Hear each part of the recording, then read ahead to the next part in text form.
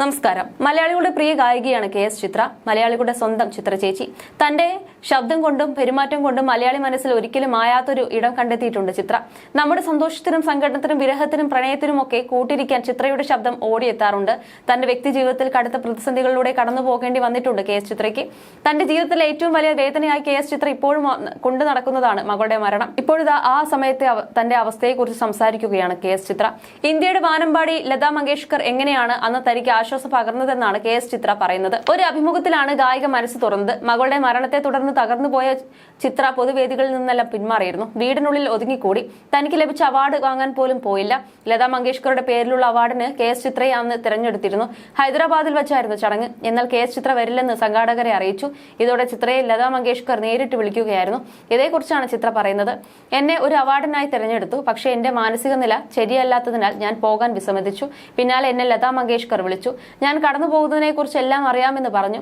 ഇനി അങ്ങോട്ട് നിന്റെ ജീവിതത്തിൽ എല്ലാം സംഗീതമായിരിക്കണമെന്ന് പറഞ്ഞു. അവാർഡ് വാങ്ങാൻ പോകണമെന്നും പറഞ്ഞു. നിന്നെ കാണാൻ വേണ്ടി മാത്രം ഞാൻ വരുമെന്നും അവർ എന്നോട് പറഞ്ഞു. അവർക്ക് വേണ്ടി മാത്രം ഞാൻ അന്ന് അവാർഡ് ഷോയ്ക്ക് പോയി. എല്ലാ ഗായികമാരിലും ലതാ മങ്കേഷ്കർ ഉണ്ട്. കാരണം അവരെ കേട്ടാണ് ഞങ്ങളെല്ലാം വളർന്നത്. അവരുടെ 80ാം പിറന്നാളിന് ഞങ്ങൾ ഒരു ആൽബം തയ്യാറാക്കിയിരുന്നു. അത് കേട്ട് അവർ എന്നെ വിളിക്കുകയും സംസാരിക്കുകയും ചെയ്തിരുന്നു എന്നാണ് കെ.എസ്. ചിത്ര പറയുന്നത്. വർഷങ്ങൾ നീണ്ട കാത്തിരിപ്പിനൊടുവിലാണ് 2002 ഡിസംബർ കെ.എസ്. ചിത്രയ്ക്കും ഭർത്താവ് വിജയ് ശങ്കറിന് മകൾ പിറന്നത്. സത്യസായി ബാബയുടെ ഭക്ത കൂടിയാണ് ചിത്ര. ചിത്രയുടെ മകൾക്ക് നന്ദന എന്ന് പേരിട്ടത് സായിബാബയാണെന്ന് ചിത്ര മുമ്പ് പറഞ്ഞിരുന്നു. എന്നാൽ ജീവിതത്തിലെ ഏറ്റവും വലിയ സന്തോഷമായിരുന്ന മകൾ 2011 ഏപ്രിൽ 14 ദുബായിലെ വില്ലയിൽ നീന്തൽക്കുളത്തിൽ വീണ് മരണപ്പെടുകയായിരുന്നു. സ്പെഷ്യൽ ചൈൽഡ് ആയ നന്ദന മരണപ്പെട്ടത് വലിയ വേദനയാണ് ചിത്രയ്ക്കും കുടുംബത്തിനും നൽകിയത്. A.R. റഹ്മാന്റെ സംഗീത നിശയിൽ പങ്കെടുക്കാൻ മകളോടൊപ്പം എത്തിയതായിരുന്നു ചിത്ര. സംഗീത നിശയുടെ റിഹേഴ്സലിന് പോകാനൊരുങ്ങുന്നതിനിടെയാണ് അപ്രതീക്ഷിതമായി ദുരന്തമുണ്ടായത്. കുട്ടിയെ മുങ്ങി മരിച്ച നിലയിൽ കണ്ടെത്തുകയായിരുന്നു. ഉടൻ തന്നെ ആശുപത്രിയിൽ എത്തിപ്പിച്ചെങ്കിലും നന്ദനയുടെ ജീവൻ രക്ഷിക്കാൻ സാധിച്ചില്ല. നീന്തൽക്കുളത്തിൽ വീണ് മരിക്കുമ്പോൾ നന്ദനയ്ക്ക് 9 വയസ്സ് മാത്രമായിരുന്നു പ്രായം. മകളെ ഓർത്തുകൊണ്ടാണ് ഓരോ ദിവസവും താനും ഭർത്താവും എഴുന്നേൽക്കുന്നത്. നന്ദനയുടെ മരണം ജീവിതത്തിന് തന്ന ആഘാതം വലുതാണ്.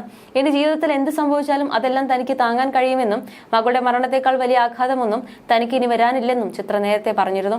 മായാത്ത ചിരിയുമായി വേദിയിൽ വിസ്മയം തീർക്കുന്ന ചിത്രയ്ക്ക് മലയാളികളുടെ മനസ്സിൽ എന്നും ഒരു സ്ഥാനമുണ്ട്. ചിത്രയുടെ പാട്ടിനോളം തന്നെ ലാളിത്യം നിറഞ്ഞ ആ പെരുമാറ്റത്തെയും പുഞ്ചിരിയെയും മലയാളികൾ സ്നേഹിക്കുന്നുണ്ട്. 6 തവണ മികച്ച പിന്നണി ഗായികയ്ക്കുള്ള ദേശീയ പുരസ്കാരം സ്വന്തമാക്കിയ ദക്ഷിണേന്ത്യയുടെ സ്വന്തം വാനമ്പാടി 16 തവണ കേരള സംസ്ഥാന പുരസ്കാരം നേടിയിട്ടുണ്ട്. You're watching me on metromatney.com. metromatney.com. Subscribe for more videos. Subscribe for more videos. Subscribe here for more videos. Subscribe now. Thank you.